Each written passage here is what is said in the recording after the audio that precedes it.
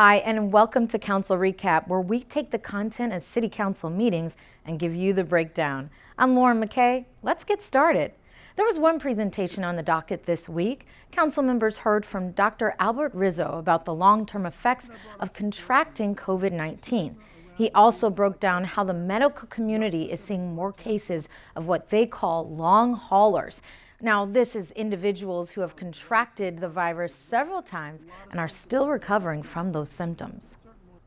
There was just one resolution on the list this week. It's Resolution 8268, which was approved and will add an 8-year term limit to all the city's commissions. Council will now be kept up to date on commissioners reaching that 8-year limit, and the city clerk will also notify a commissioner when their term will expire. Next, we're heading to the ordinance portion of the meeting. For Ordinance 2210, Council voted yes to update the purchasing procedures to set limits to the amounts of specific purchase authorizations by the city.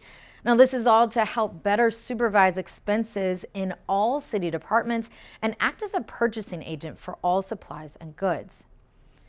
Council also voted yes to Ordinance 2218. It will establish a $100,000 cap on the contribution amount a donor can make to each candidate during an election.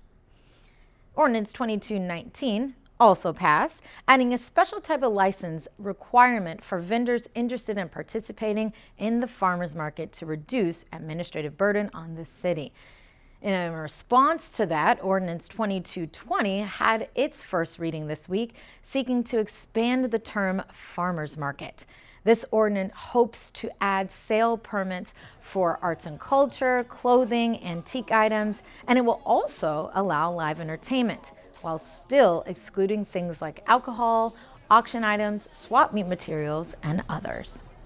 Ordinance 2222 also had its first reading. Now, this ordinance seeks to make changes to the standards and structure of the Youth, Senior Citizens, and Parks, Recreation, and Fine Arts Commission to make them more manageable to the Community Services Department, which oversees them. In general matters, a special meeting will be held for a cannabis consultant to give a verbal proposal about potential vendors coming to the city to sell. The Housing Department also gave an update on the Emergency Rental Assistance Grant Program. And while money is readily available, residents are encouraged to submit an application and take advantage of the COVID-19 relief. It offers up to $1,000 a month in rental assistance for 6 months. You can go to the city's website and fill out an application to see if you qualify. On the city manager's consent calendar, first an overview was prepared for a more detailed look into the sales and property tax revenue from the fiscal year before the COVID-19 pandemic. Next, Council approved the construction of speed bumps on 133rd Street between Yukon and Kornblum Avenues. The city manager will also make progress payment number 1 to C. Alec Contractors Corporation, DBA Shawnon of Downey, California, for the Prairie Avenue Improvement Project. This is taking place along Prairie Avenue from Imperial Highway to Marine Avenue. It will add a bike route along Prairie Avenue and add street medians and much more. With the rest of the state slowly opening up for business and recreation, the city of Hawthorne is doing the same with a new community service department reopening plan. It will allow facilities and programs to hold in-person sessions again, like for the baseball, softball, and soccer fields, playgrounds, the Memorial Center, and much more. Also, an update was given on the city's programs and future plans for homeless assistance.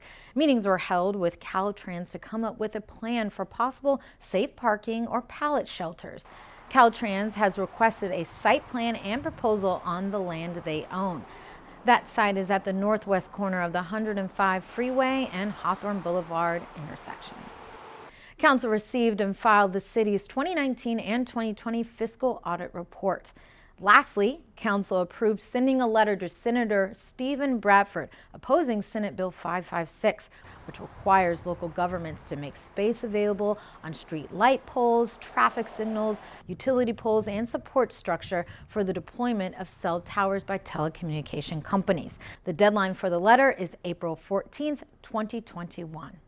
Well, that's all from the meeting this week. Thank you for joining us for Council Recap. Remember, you can catch council meetings in their entirety by going to www.youtube.com and searching for Hawthorne Community Television.